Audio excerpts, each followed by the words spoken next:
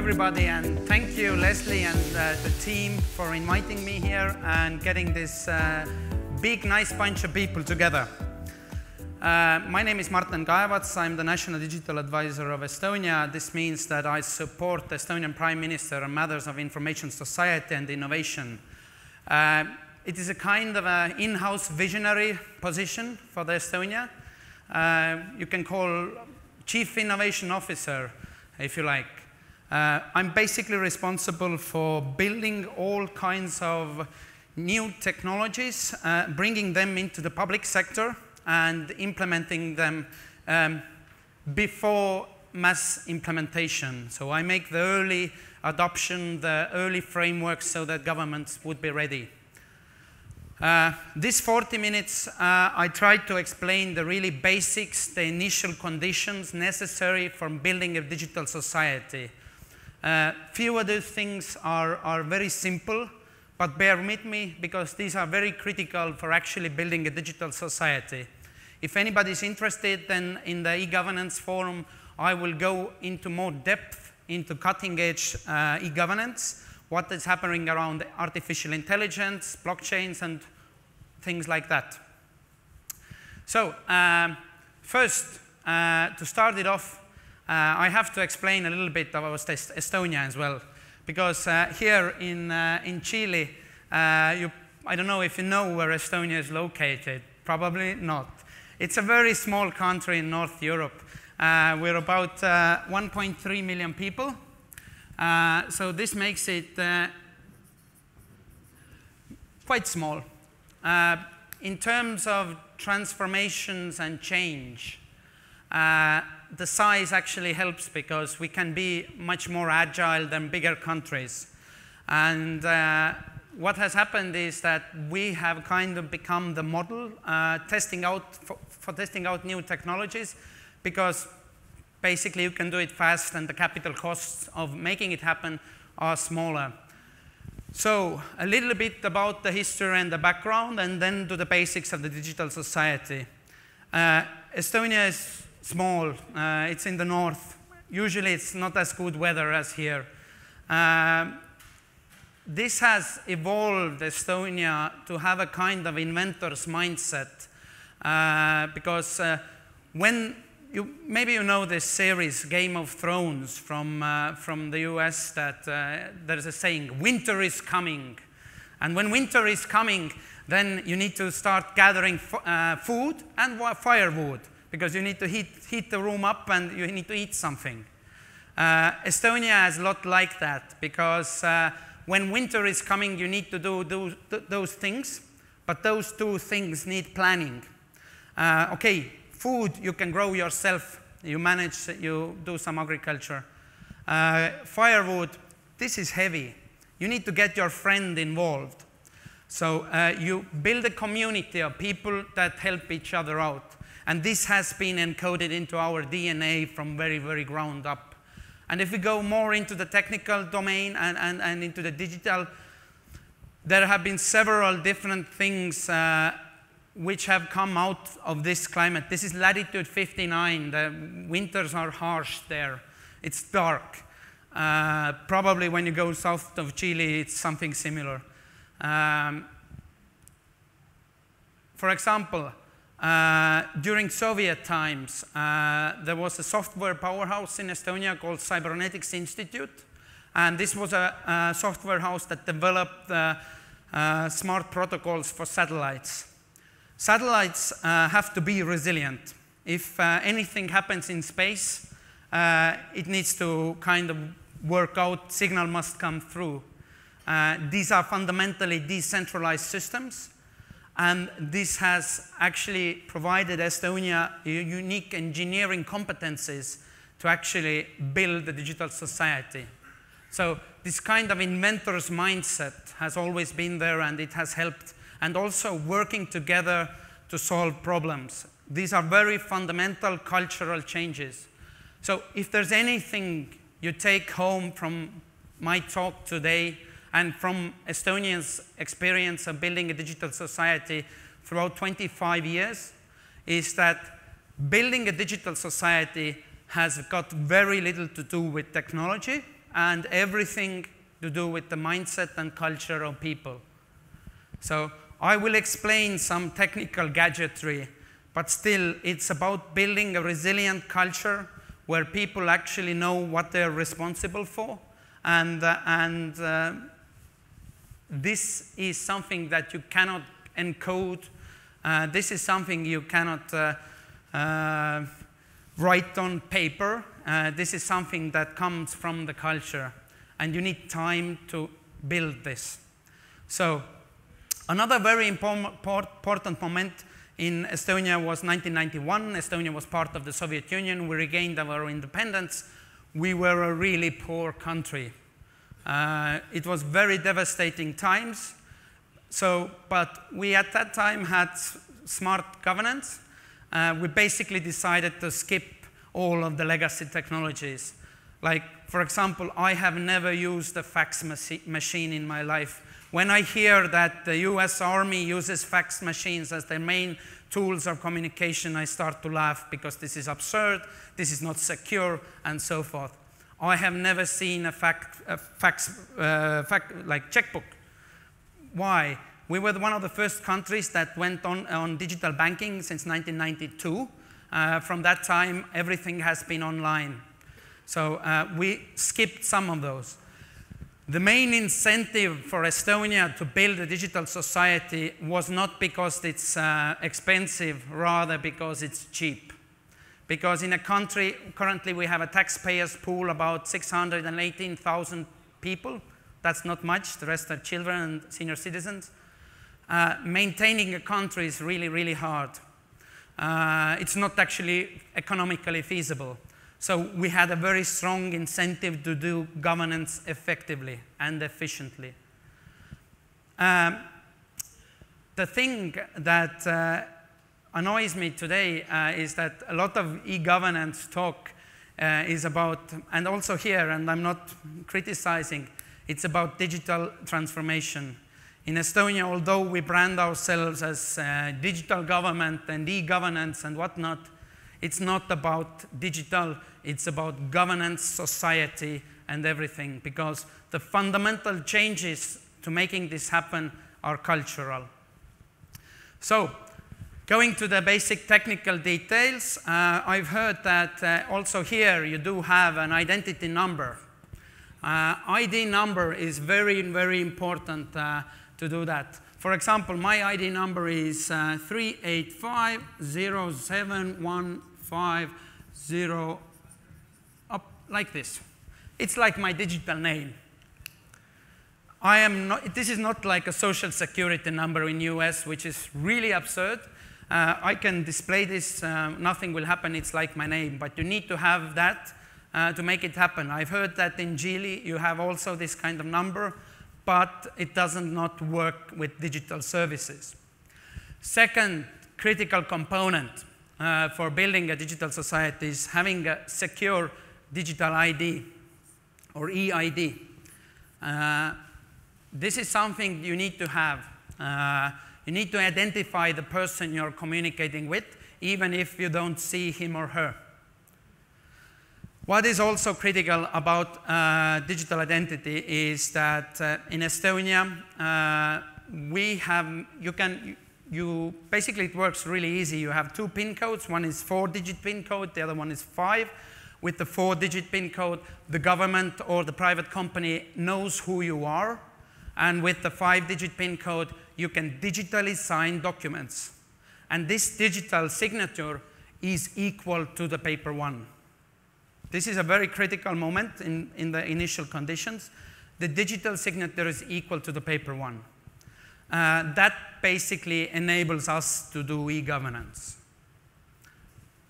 Second, or third already, sorry, really important moment is if you want to do digital governance, you need to exchange data in a secure way. Data needs to flow freely across the public sector and private companies.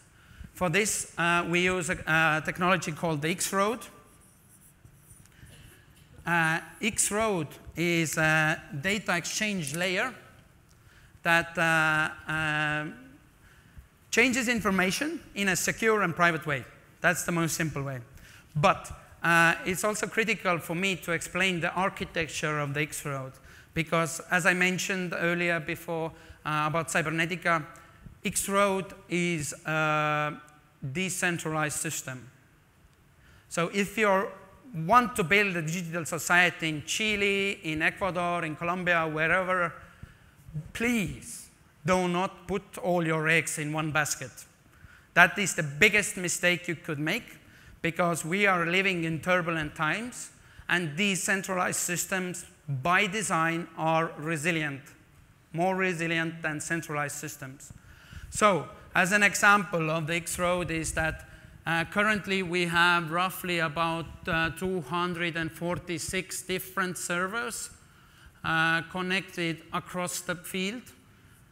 It's a regular network diagram. And these 246 servers can be either municipal, governmental, private sector, or wherever. If you want to exchange data in a secure way, government authorities are obligated to use this technology. It's a kind of a standard for exchanging information. There's another very important principle behind the X-Road, which is called once only. Once only. To explain this from the citizen point of view, you probably, all of you, have been in a government authority or a municipal, wherever, and each and every time you go there, you fill out a form. You put your name, your birthday, your address, everything. Who has been doing this? Yes? Yes. In Estonia, we don't do that. That's kind of boring. Once only means that if you have given any piece of your information to the government once, the government should never ask that again. So the government knows your name, knows your birthday, knows your address, knows everything. Why are they constantly asking for the same things? That's inefficient and that's boring. Do not do that.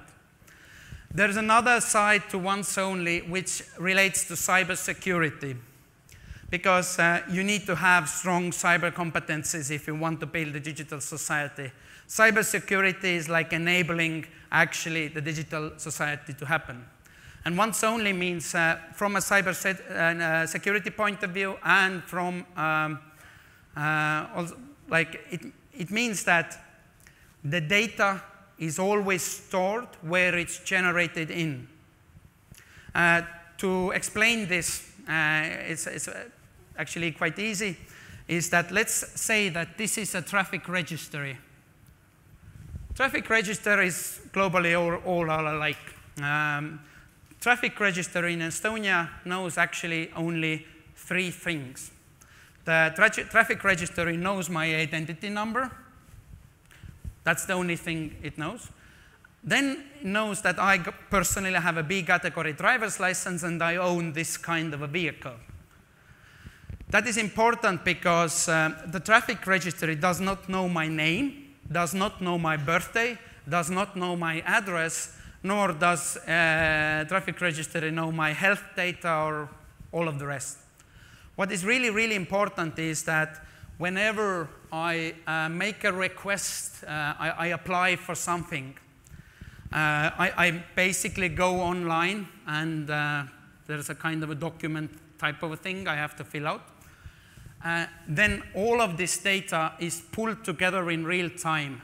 For example, the B category driver's license information, population registry is here. Population registry pulls my name, my birthday, my address. The health records that I'm not blind, for example, is pulled together here. And me as the end user, I see this pre-filled. For me, I only have to click, yes, I want that. I do not have to fill in anything.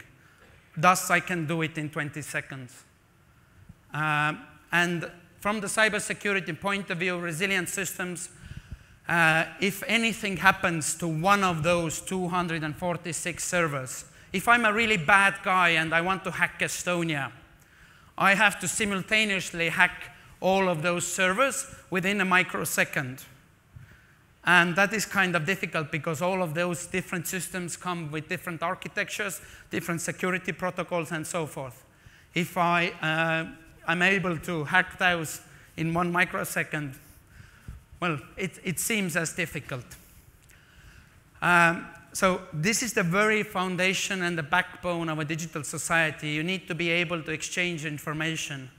With this kind of architecture, we can also do cross-border services because, for example, in Finland, our neighboring country, they have also applied the X-road technology, which means from a practical point of view that when I, for example, go to work in Finland, I never have to take my documents from the tax office, or when I'm in an accident, I ski, I broke my leg, I can share my health data with the Finnish doctor so that he or she could make better decisions. And I don't have to carry documents with me. It's, again, kind of stupid. So, what this allows us to do. In Estonia, we can do everything online except getting married and buying, selling real estate. I can vote from this stage with my phone. I can pay taxes. I can do everything. I've heard that in Chile, your tax office is also kind of the example of being digital. In Estonia, we have average tax declaration. Takes about 3 minutes. I did it in this year in 18 seconds. And we have had that system since 2001. These all systems, the EID and the X-road and the tax office, are from 2001. So, from a technological point of view, this is considered Stone Age. This is the very basic. But actually getting the systems done, people need to have the experience that these kind of things help them to make their life easier. If their life becomes easier, they tend to trust the services. Trust is a key component in building a digital society. In Estonia and globally, as we have seen populism rise, the trust towards the institutions and politicians going down. In Estonia, it's the same. People tend not to trust the government, tend not to trust politicians, institutions, and so forth. But what they do trust is something that I would call information architecture. And information architecture is something that maybe the non-expert on the street might not even understand what it is. But by my definition, information architecture consists of the technical coding of these systems, the X-road, the decentralized nature of the architecture. This technical code has been encoded into laws. So while making laws, you have to be very, very wise, because you actually don't need digital laws. In Estonia, we have very, very few digital laws that work with technicalities, because digital technologies change fast. So if you encode those into legal systems, then you are building a legacy system that is not adaptable towards the future.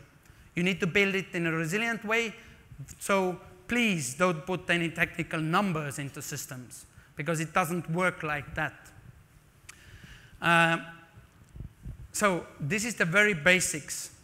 We can do everything. We have e-school, e-police, you name it, we got it. And it has been working basically without any critical incident from 2001, so almost 17 years. What is also critical is to build trust, you need to have extra fail-safes, and this is regarding cybersecurity again.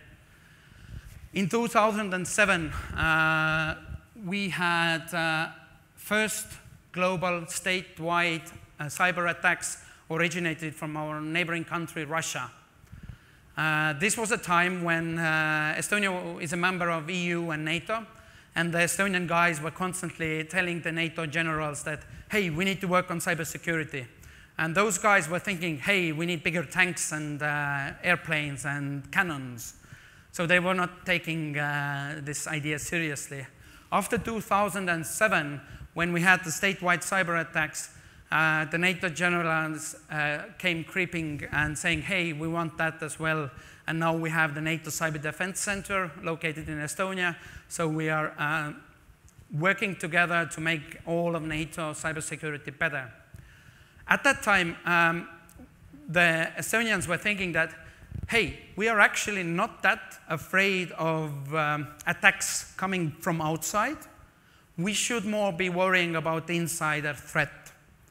The idea that somebody from the inside, either in a bad way, so they are evil, or maybe just don't know some malicious software in their computer and they can get access to the systems. To combat that, we started experimenting with stuff that is known nowadays as blockchain. For the technological buffs and geeks here, Estonian blockchain was live in April 2008. That was half a year before Satoshi's white paper, before it even became known as blockchain. And since 2012, all critical information systems, logs, files, have been blockchained. It is very important to understand what it does. The main architecture is still the X-Road, the decentralized architecture, how data moves. The blockchain basically provides data integrity check. And what data integrity means that, for example, for us, cybersecurity is not the biggest issue, data integrity is. What does that mean is that, for example, I have a blood type of A positive. A positive, this is my private information. But I don't care if you know about it. It does not change anything.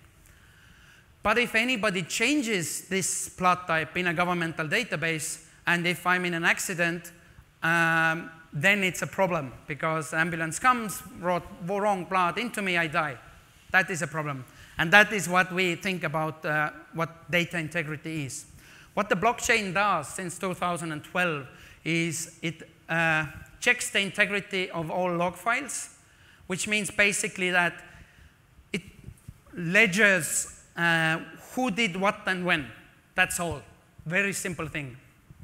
But as Estonia is the only country in the world that can say that I am the owner of my own information. Other countries do not do that. Some companies are the owners, and government authorities think they are kings in top of the data pool.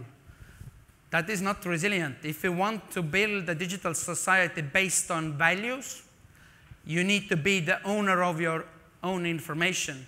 And this is something you probably heard about GDPR from the European Union. A lot of that text was actually written by Estonians, is working on ideas like that. If you are the owner and in actual control of your information, then you can build an actual society that does not include Big Brother. In Estonia, we can say that we do not have the Big Brother, we only have a small one, but the small one you can beat up when necessary. And that's it. The blockchain helps us because it provides full transparency. Every citizen can go to a governmental website and see who has been looking at their data and why. And if there is something out of the ordinary, the citizen can just say, hey, why was that? Why did you request that piece of information? And it provides a fail-safe. There have been small minor cases. For example, one police officer misusing the authority given to them, checking whether his or her girlfriend or boyfriend has an affair, things like that. No major. In Estonia, the misuse of data by a guy in an authority position is considered a serious offense. So either you're a doctor, you lose your license, either you are a police officer, you lose your job immediately. These things are really important to build the culture. So these things are very old considering the year 2018. In 2018, we are working on something completely different. Since 2004, 2014, we have a program called e-residency. E-residency is a program that basically you can apply and you can become the member of the Estonian ecosystem immediately. You only get digital identity backed up by the Estonian government, and that includes your signature. But with that signature, you can open a company in 15 minutes without going to Estonia. You can declare your taxes. You can do everything location independently. You do not have to come physically to Estonia. This program has become quite a good success because since 2014, we already have roughly 45,000 new citizens, and they have made roughly 5,000 new companies, which bring in revenue to the government, roughly 280 euros per month average. But this is also about expanding the culture and mindset. So if there's anybody who wants to do business within the European Union, the e-residency is the easiest way for you to get in. Another important part in building this ecosystem is the startup scene. We have a very active startup scene. Estonian guys were the main engineers of Skype in the beginning of 2000s. Those guys sold Skype twice. That was a really good deal. Not once, but twice. And reinvested that back to the ecosystem. We now not only have the highest amount of supermodels per capita, but also the highest amount of unicorns per capita, which is roughly 4, but in a small size, that's already pretty good. And the active startup scene is very vibrant and active. And that is very necessary to actually make the ecosystem, because the ecosystem does not consist only with government. In the Estonian case, the government definitely has taken a proactive role leading this change, but also you need everybody included. So, with that said, we are also thinking a lot about the future. I'm personally responsible for the Estonian artificial intelligence policy. I'm responsible for all new projects, self-driving cars, AI, new types of blockchain, and so forth. What is actually important is that government is here to help the citizen, not to punish them. Because in most countries, government official works as kind of a gatekeeper. I'm guarding the information and thou shalt not pass me. And this makes culture hard. In Estonia, for example, if you take the tax office example, the tax office is not here to gather taxes and money. It's here to help entrepreneurs and citizens. And with that in mind, we are launching Taxes 3.0, which means that small and medium-sized companies would never have to declare anything again.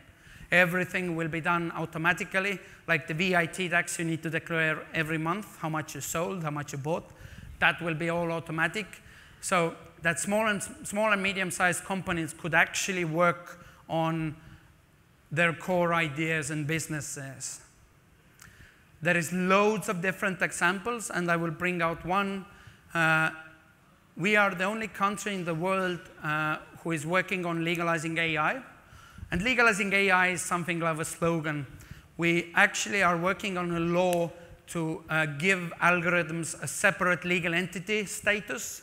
So since Roman law, the legal systems have a built-in dual nature. There's the physical citizen, me, and then there's a company. If you think, then this is the upgrade that the Romans did. You take certain types of liability and transfer them to an abstraction, which is a company. And if you look at the world around us, this abstraction is based foundation of all the changes. And now we are thinking about giving algorithms a third one. And this is something that if there are questions about who is guilty when a self-driving car hits a child, or who is guilty when a drone falls down and kills somebody, or a self-driving ship sinks with people on it, or we are working on solving that issue, and that issue will be solved by the end of next year, I hope. I'm always an optimist, but there is a lot to do. We are also building a network of proactive services, and an example of that would be that if a new Estonian is born by the end of this year, both of the parents will receive an email, congratulations for the boy or the girl, you will now get this much money from the government on that particular date, this much money from the municipality on that particular date. Don't worry about kindergarten, everything has been taken care of. And if you want to put the name to the child right here, or by Estonian laws, we can wait for 3 months. The idea is that if you're entitled of getting anything from the government, you will get it automatically without applying. If you lose your job, you get money. If you are in an accident and are handicapped, you get the money automatically. We will have that new layer of governmental e-services ready roughly in 1.5 to 2 years. Basically, you would never have to deal with bureaucracy, because civil servants are here to help you rather than punish or be an obstruction. So these are the very few basics. And if you're more interested in later, I will talk more about AI and proactive services, how they actually work, the technical details behind it. But if you're interested, please become an e-resident, check out. And very critical is that you need an ID, you need data exchange. Please build it decentralized, because otherwise it gets failed pretty quickly. And be open-minded. And this has got nothing to do with technology and everything with the culture and mindset. So, thank you.